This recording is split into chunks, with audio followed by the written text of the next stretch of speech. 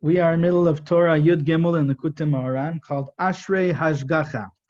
And we are up to Ot Hey, part 5 in this Torah. So Rabbi Nachman explained to us the idea, the concept of what the tzaddik does when he gives over Torah. When the tzaddik is giving over Torah, he is drawing the eye, the vision of Hashem upon Am Yisrael.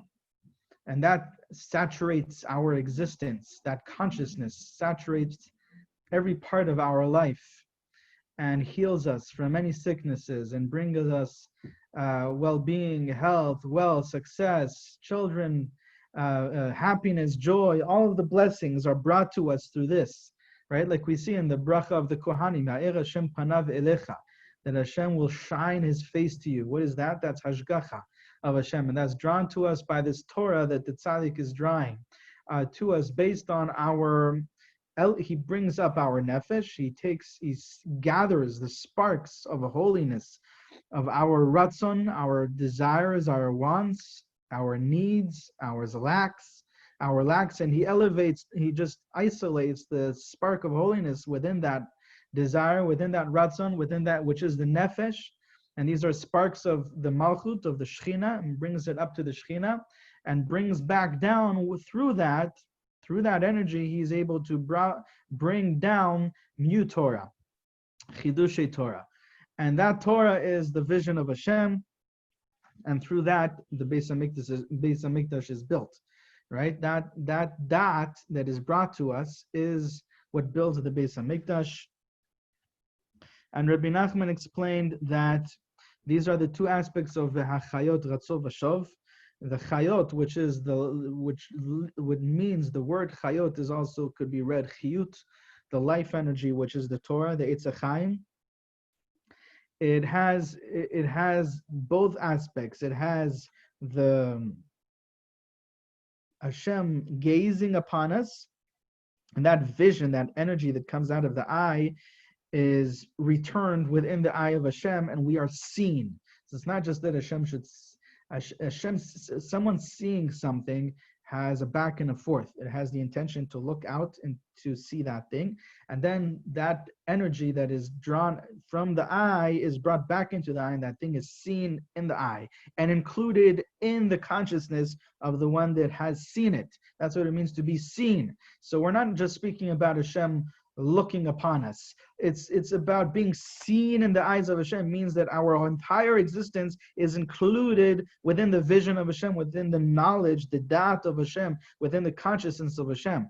Okay, and so that happens with the Torah. That's the chiyut ratzov vashov. The chiyut, which is the Torah, the life energy. Okay, in it there are these two aspects of Hashem gazing, looking towards us, and us being seen in the eyes of Hashem.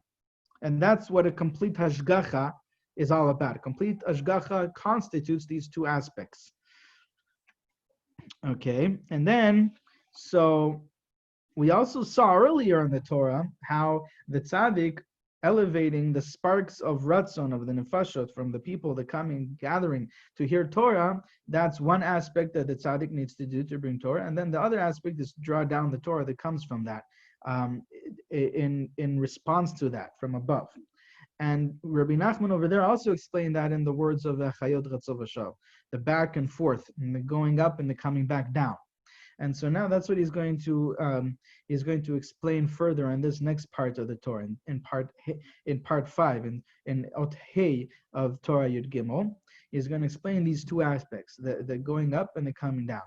The bringing up, the gathering, bringing up, and the bringing back down. And we explained in a previous year on this Torah that in Kabbalah, these are called the aspects of Mayin Nukbin and Mayin Dechuri, the female waters and the male waters.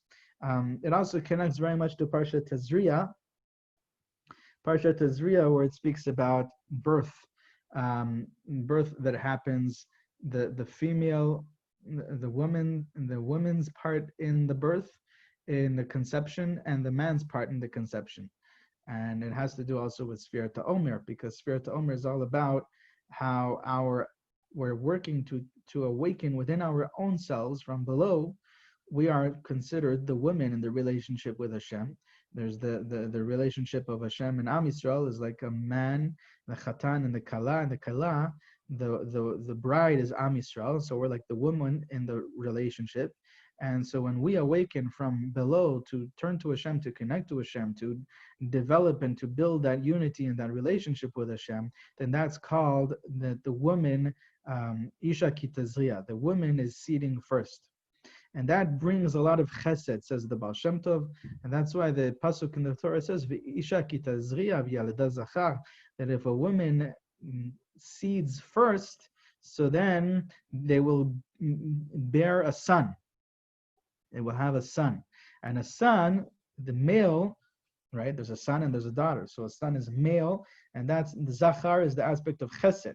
So you bear blessings of kindness from above when the woman is the first one to seed in the relationship with Hashem, is the first one to awaken that desire, that passion, and you don't wait for Hashem to nudge you in the right direction. You're constantly turning to Hashem from your own free will, from your own desire, from your own wanting, and that type of relationship with Hashem bears children that are chesed, bears blessings in your life that are kindness, that are revealed kindness, because everything that Hashem gives us is good, but sometimes it seems that it's din, it's judgment, it's concealed good, and when we want it to be revealed good, so we are the first ones to initiate and in that relationship with Hashem.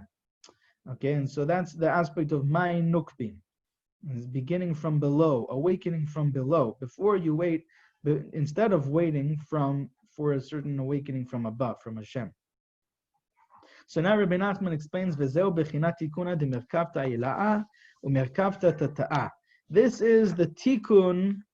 This is the rectification of the two types of merkava.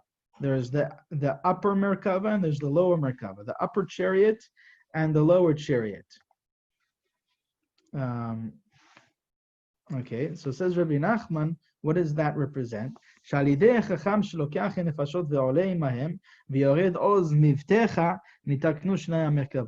chacham, the tzaddik that gives over Torah, and how does he give over Torah? There's a two-step process, gathering and elevating the sparks of nefesh from all of the people that came to hear Torah, and that's the first part. The second part is bringing back down, drawing new Torah. So that rectifies it's mitakin, the lower chariot, the lower merkava, and the upper merkava.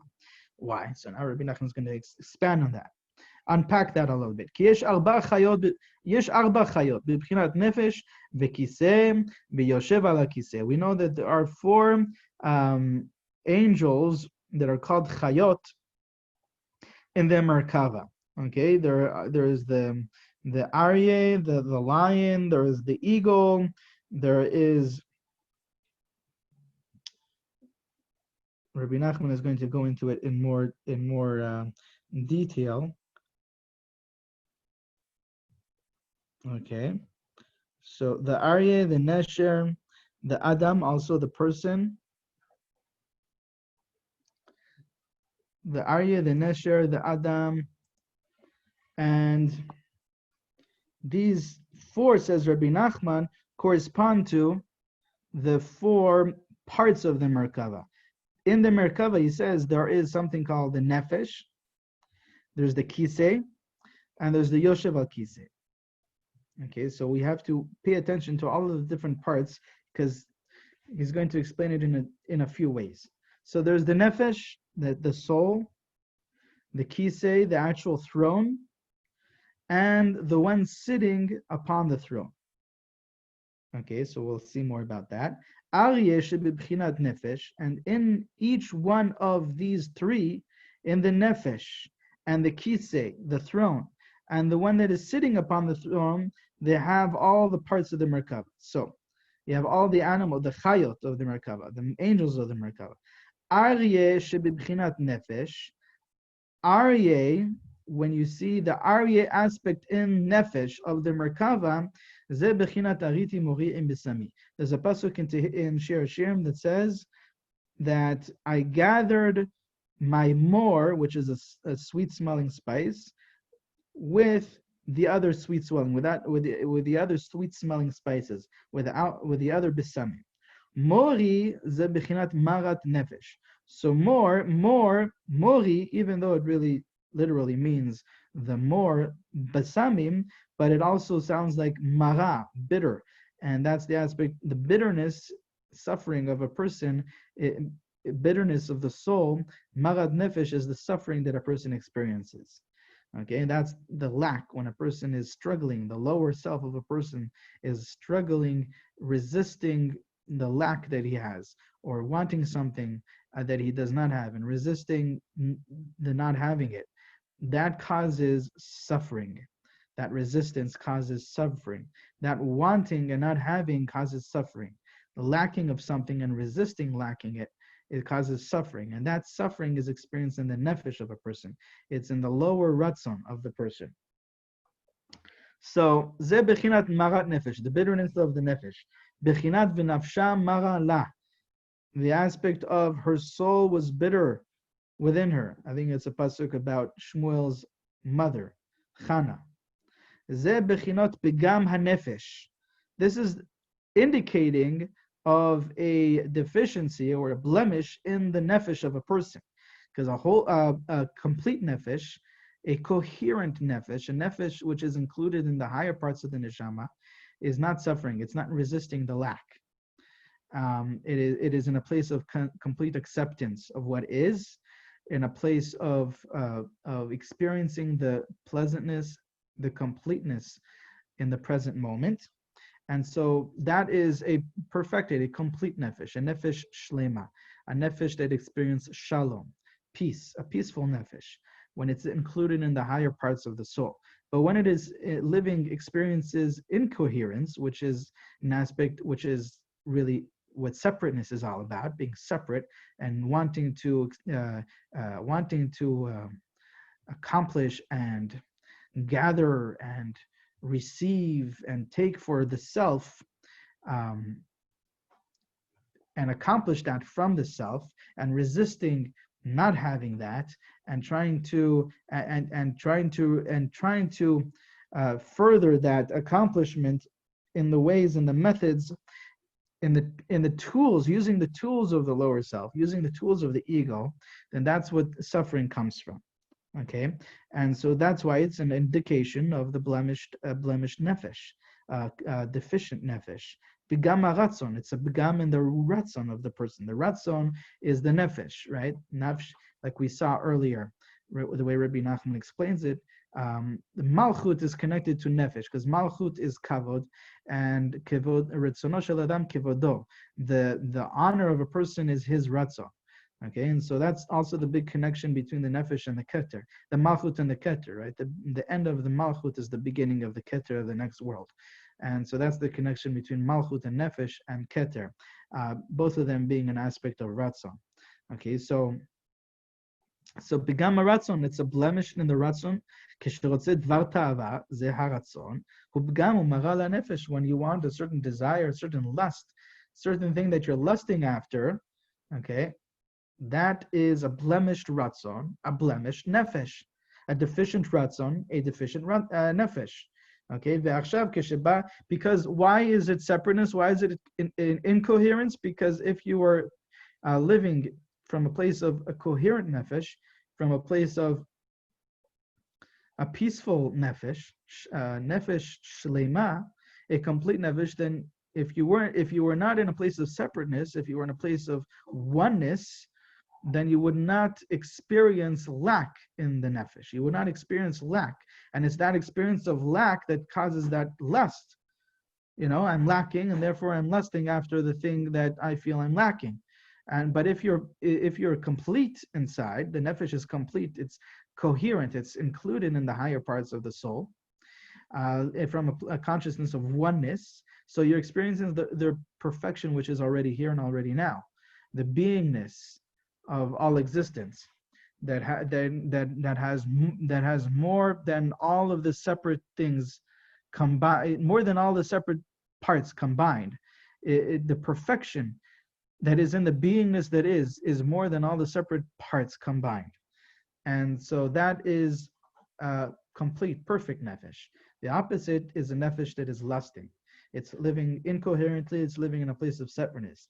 ועכשיו כשבא זה האדם לחכם הדור, עם נפשו ורצונו, when this, now the people are coming to the chacham, and each one of them there are things that they are suffering in life. All the things that they're suffering through, all of their things that they're resisting, that they're lacking, that they're experiencing lack and resisting that lack and suffering because of that lack, okay, because of that deficiency. And so each one of these people that come to the Chacham to hear Torah, they all come with their nefesh and their ratzon. And the Chacham, he takes and gathers all of these ritzonot from each one of them, in order to elevate them, to bring them up to Shamayim, to the Malchut, as we saw. And he's not only elevating the sparks that are already metukan, that are already in a corrected form within these people, but also the ones that have completely fallen. All of the fallen sparks, the fallen ritzonot, the fallen nefashot, the fallen desires and lusts of all of the people in front of him. He elevates all of those as well, together with all of the sparks that are in a correct form or a half-correct form. He just collects and gathers all of the sparks of nefesh and ratzon from within all these people in front of him, gathered there.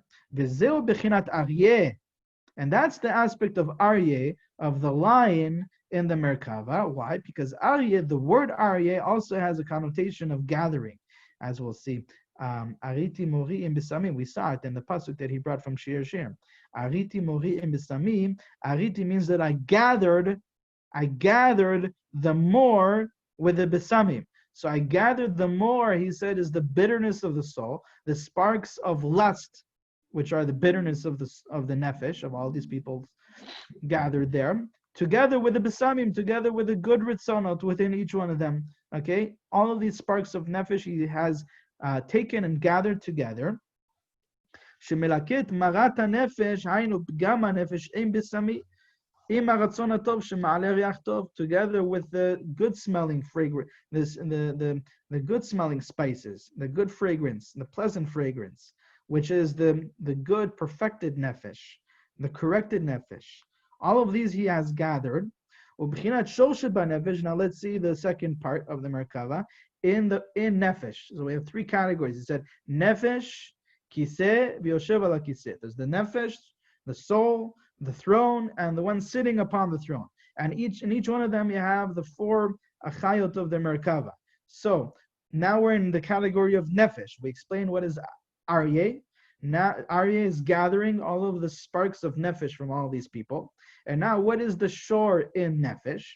זה האור המצוחצח שנתוסף בנפש מחמת הקיבוץ, שנתקבץ פיזורי הנפש, ואז מאיר הנפש ביותר, כי כשהרצון אין מאיר, אז הנפש בבחינת ונפש רעבה. So he says, when all of these sparks of nefesh are gathered together, then there is an added light, a certain tikkun that happens right away. Right away, as soon as you gather many, many sparks of nefesh, many lusts and many desires as one. So as we said, the whole lust and the blemish of that nefesh comes from separateness. So the first step of rectifying that is just gathering one spark of nefesh with the other, one spark of nefesh with the other from all of the people gathered, and all of a sudden, in other circles, this is called self-compassion that comes from recognizing common humanity. So many times, one of the first stages in healing oneself from suffering, a person is experiencing suffering, is to contemplate what's called common humanity, to contemplate the fact that we are part of many, many people, and we're not the only ones that are suffering in this. And part of the human condition is that we have these type of deficiencies and these type of difficulties in life, and we are not the only one. We're not the only one in this trouble. So just by breaking that first barrier, that first illusion of separateness already helps tremendously bring light into that nefesh. And so in a different dimension, the way Rabbi Nachman is explaining it here, just by gathering many sparks of nefesh, of lust, from all the desires of all the people together, you're not the only one, and you're not the only one, and gathering all these sparks of wanting one to another is already adding tremendous light into that nefesh that was bitter because of its experience of being separate and being by itself and disconnected, right? The lack in the Malchut is always disconnection from Tiferet.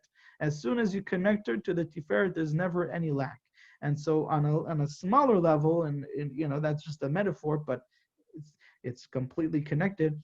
When you're connecting all the different sparks of nefesh, which is aspect of malchut, even one to the other as one, that already fills it with tremendous, tremendous light, and removes the suffering that it was experiencing in a tremendous way. Okay, because he says that the suffering that the nefesh experiences is called also a hungry soul, a soul which is the soul hungers, as it says in Tehillim. Okay, where does the hunger of the nefesh come from? It's because it's experiencing a lack of light. When there is light, there is no hunger, and that's what he's going to prove that here now.